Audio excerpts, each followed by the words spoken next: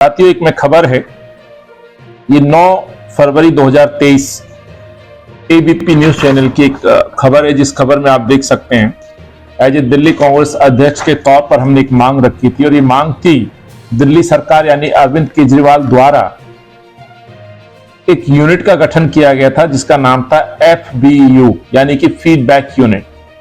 और इस feedback unit के तहत दिल्ली के चाहे विपक्षी पार्टी के नेता हो या कर्मचारियों हो, उनकी जासूसी कराने का काम अरविंद केजरीवाल के द्वारा किया जा रहा था। और इसलिए हमने कहा था कि इस जघन्य अपराध के लिए केजरीवाल साहब पर और सिसोदिया साहब पर FIR होनी चाहिए। फीडबैक यूनिट के इशू पे जब कांग्रेस पार्टी ने यह मांग की इस पे FIR होनी चाहिए, मैं स्वागत करता हूं, सीबीआई के द्वारा कदम तो उठाया गया, लेकिन ये कदम नाकाफी है। इस FIR में कहीं ना कहीं दिल्ली के मुख्यमंत्री को बचाने की कोशिश है। इस FIR के तहत जो धाराएं लगाई गई हैं 120B, 403, 409, 468, 471 और 477A।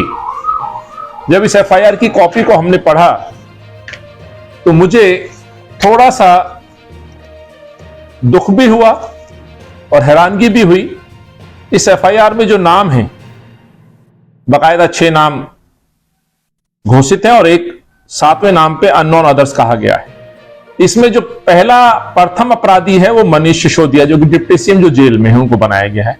उसके अलावा दूसरे जो नाम है उसमें सुकेश कुमार जैन IRS अफसर हैं जो सेक्रेटरी हैं विजिलेंस और शायद मुख्यमंत्री जी के ऑफिशियल वर्क देखते हैं।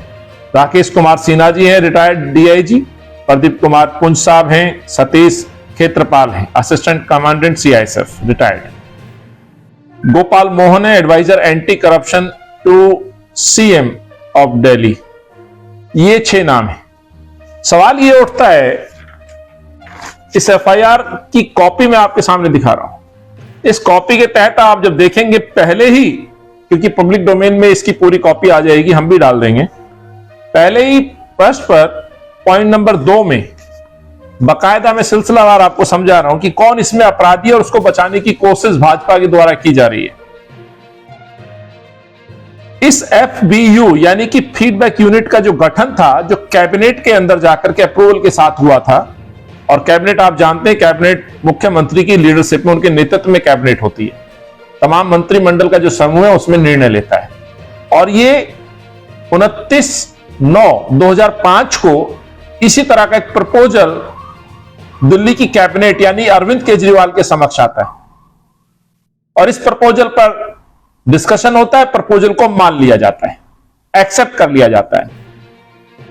और स्वाभाविक है, जब कोई प्रपोजल एक्सेप्ट होता है तो अगली मीटिंग में उसको मिनट्स को कंफर्म किया जाता है। तो पहली मीटिंग होती है 29/9 को 2015 में, प्रपोजल आता है, एक्सेप्ट हो जाता है और फिर उसको कंफर्म भी किया जाता है।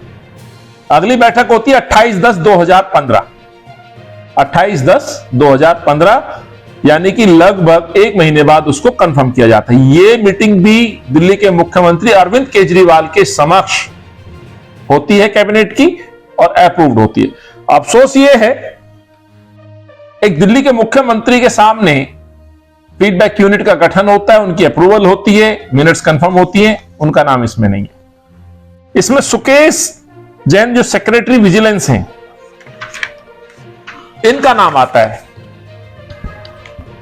और इसमें कहा जाता है कि सुकेश रंजन जो विजिलेंस के जो इंचार्ज हैं, इनकी देखरेख में हुआ है, और एक गोपाल मोहन जो एडवाइजर एंटी करप्शन है, उनका नाम डाला गया है। मैं पूछना चाहता हूं, क्या एडवाइजर इसमें गुनाहगार हो सकते हैं? स्वाभाविक है, एडवाइजर मुख्यमंत्री को एडवाइज करते हैं और मुख्यमंत्री निर्णय लेते, तो निर्णय वाला जो व्यक्ति था वो अरविंद केजरीवाल था।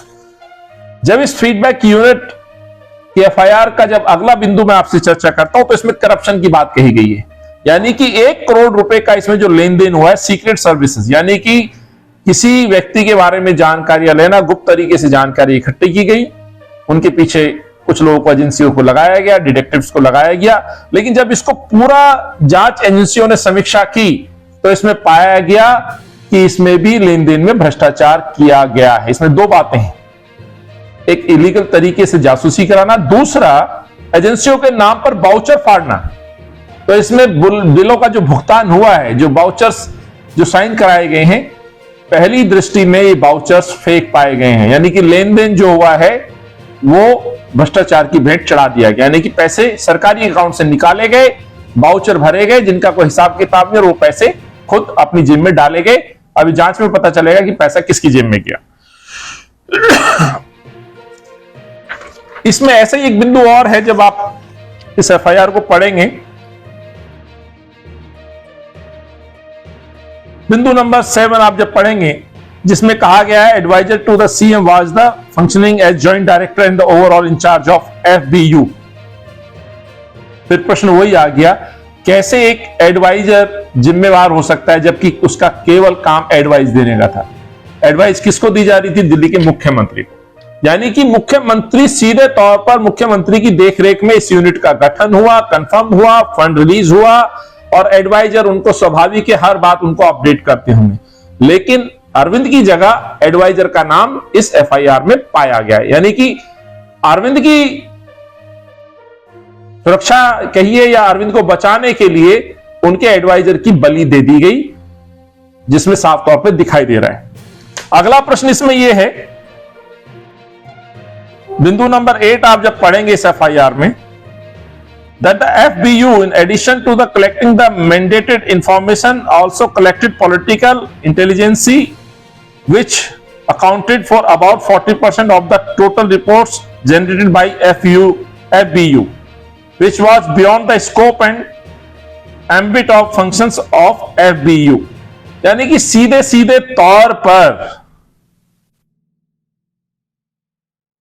इंफॉर्मेशंस, वो इंफॉर्मेशंस उन लोगों की इकट्ठी कराएगी जासूसी के मकसद से, जो काम देश के प्रधानमंत्री नरेंद्र मोदी साहब, पेगासस जो शब्द बार बार आप राहुल जी से सुन रहे हैं, जो काम मोदी जी करा रहे हैं, देश के राजनेता, पॉलिटिकल पार्टियों के नेता, बुद्धिजीवी लोग, पत्रकार लोग, ब्यूरोक्रेट्स लोग या अन्य वो उद्योगपति वगैरह, उनकी जासूसी के लिए पेगासस का प्रयोग, तो यही अरविंद केजरीवाल इस फीडबैक यूनिट के माध्यम से उन तमाम अपने विपक्षी लोगों की जासूसी करा रहे थे। ना केवल विपक्षी बल्कि अपने खुद के नेताओं को, जिनको सर्टिफिकेट ईमानदारी का देते, उनकी भी जांच कर रहे थे, कहीं ये लोग बिक ना जाएं, भाग ना जाएं, डर दिखाया जा रहा है। तो पूरी तरह से ये जो केस है बड़ा संगीन मामला है, आपराधिक मामला है, साजिश का मामला है, और इसीलिए हमने ये मांग की थी इस पे एफआईआर हो। एफआईआर तो ही, इस कदम पर भी कहीं ना कहीं इस कदम पर प्रश्न उठता है, क्या भाजपा इनको बचाने का काम कर रही है? पूर्व की भांति जैसे शराब नीति में भी अरविंद को बाहर रखा गया, अब ये एफबीयू यूनिट में भी इसको बाहर रखा गया, सुरक्षित रखा गया, उनके एडवाइजर को आप एफआईआर में नाम डालते हैं, कहीं ना कहीं दर्शाता है कि मोदी जी और भाजपा अपने इस प्रिय दिल्ली के मुख्यमंत्री अरविंद केजरीवाल को बचाने का प्रयास कर रहे हैं। लेकिन मैं दावे के साथ कहता हूं, अरविंद केजरीवाल की देखरेख में सारा ये भ्रष्टाचार का मामला पनप रहा था, दिल्ली को लूटा जा रहा था। इसलिए हम एलजी साहब से ये हम पत्र लिख के आग्रह कर रहे हैं कि मुख्य दोषी साजिशकर्ता जो है अरविंद केजरीवाल है, उसका नाम भी एफआईआर में होना चाहिए, और सीबीआई को भी हम पत्र लिखेंगे, और साथ ही साथ दिल्ली पुलिस कमिश्नर को भी कहेंगे, इसमें वो भी अपनी जांच पड़ताल यदि कहीं कानून के दायरे में कर सकते तो वो भी करें। तो सीबीआई से हमारी मांग रहेगी कि जो मुख्य साजिशकर्ता अरविंद केजरीवाल, उसका नाम इस एफआईआर में दर्ज होना चाहिए।